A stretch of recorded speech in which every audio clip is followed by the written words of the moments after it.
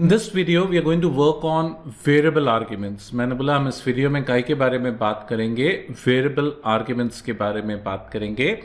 Variable arguments is a feature of Java 5. मैंने बोला variable argument किसका feature है भाई? Variable argument is a feature of Java 5. It says number of arguments in a function can vary. Arguments को बदला जा सकता है. It says number of arguments in a function can vary. क्या मतलब है इसका भाई? फॉर एग्जाम्पल मैंने एक स्टैटिक फंक्शन बनाया सम क्या कर रहा है? दो इंटीजर्स ले रहा है और इनका सम रिटर्न कर रहा है. मैंने बोला सम फंक्शन क्या कर रहा है? दो इंटीजर्स ले रहा है और इनका क्या रिटर्न कर रहा है? सम. तो यहां पे कितने आर्ग्यूमेंट्स हैं? दो.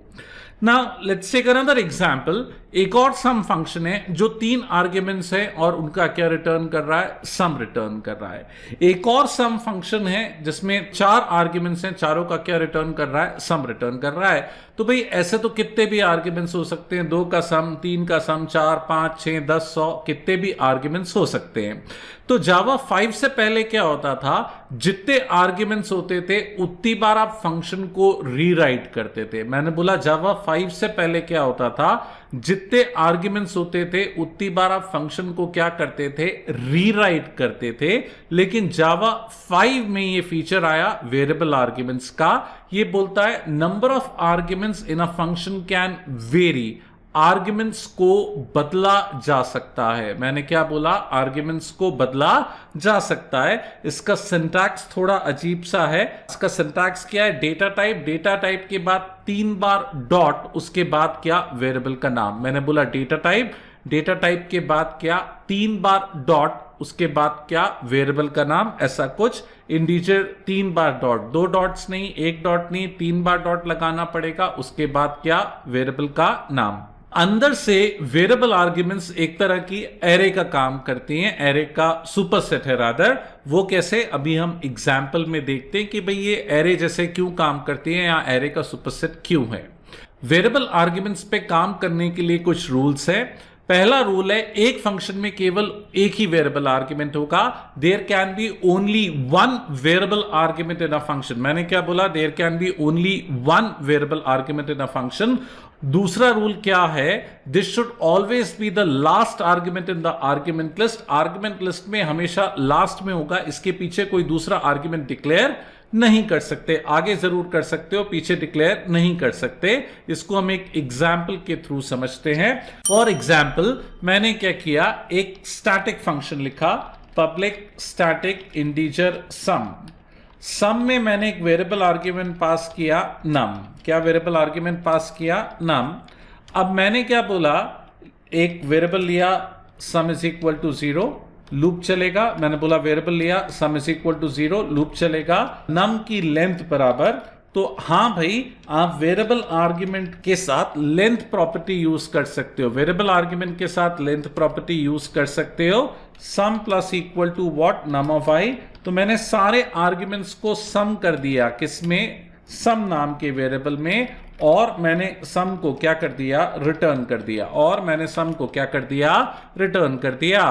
तो भाई मैंने एक स्टैटिक फंक्शन बनाया. स्टैटिक क्यों? रीयूजेबिलिटी के लिए. मेंबर डेटा पे काम नहीं कर रहा. जो भी आर्ग्यूमेंट्स आएंगे उनका सम कैलकुलेट करके रिटर्न करेगा. जो भी आर्ग्यूमेंट्स आएंगे उनका सम कैलकुलेट करके उसे रिटर्न कर देगा.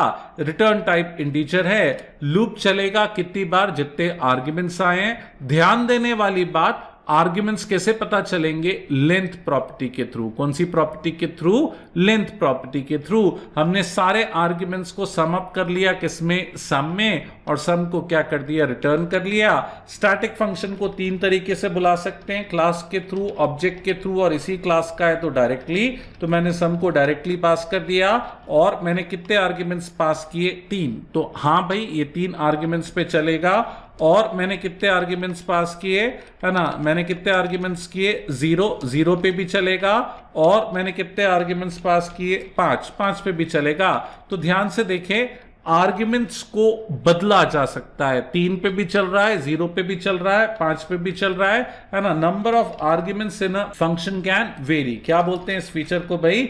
Variable arguments. कब आया भाई ये? जावा 5 में। तो ये देखिए 3 का आर्ग्यूमेंट्स का सम आ रहा है, 0 का भी आ रहा है और 5 का भी आ रहा है ना। मैंने एक पॉइंट बोला कि वेरिएबल आर्ग्यूमेंट्स एरे का सुपरसेट है। मैंने बोला वेरिएबल आर्ग्यूमेंट्स एरे का क्या है, सुपरसेट है। तो भाई यहां पे मैंने क्या किया, वेरिएबल आर्ग्यूमेंट्स में पूरी की पूरी एक क्या पास कर दी, एरे पास कर दी। तो व्हाट आई वांट टू से, आप वेरिएबल आर्ग्यूमेंट्स में इंडिविजुअल आर्ग्यूमेंट्स पास कर सकते हो, कॉमा कॉमा लगा के इंडिविजुअल आर्ग्यूमेंट्स पास कर सकते हो, और वेरिएबल आर्ग्यूमेंट्स में पूरी की पूरी एरे को भी पास किया जा सकता है। You can pass individual arguments, you can pass the entire array. मैंने बोला you can pass the individual arguments, इसमें आप एरे भी पास कर सकते हो और कॉमा कॉमा करके आर्ग्यूमेंट्स भी पास कर सकते हो। इनफैक्ट जावा में जहां पर एरे आर्ग्यूमेंट है, आप एरे को रिप्लेस कर सकते हो, कैसे, वेरिएबल आर्ग्यूमेंट से, तो भी ये प्रोग्राम चलेगा। मैंने बोला तो भी ये प्रोग्राम, तो कमांड लाइन आर्ग्यूमेंट्स को भी हम वेरिएबल आर्ग्यूमेंट्स के फॉर्म में लिख सकते हैं। एक बार मुझसे एक स्टूडेंट ने एक इंटरेस्टिंग पॉइंट पूछा, क्या ये वेरिएबल आर्ग्यूमेंट्स सब्स्टिट्यूट है फंक्शन ओवरलोडिंग का? मैंने बोला भाई नहीं, फंक्शन ओवरलोडिंग में अलग अलग डेटा टाइप्स हो सकते हैं, लेकिन वेरिएबल आर्ग्यूमेंट्स में एक ही तरह के आर्ग्यूमेंट्स हो सकते हैं, आप डेटा टाइप को चेंज नहीं कर सकते।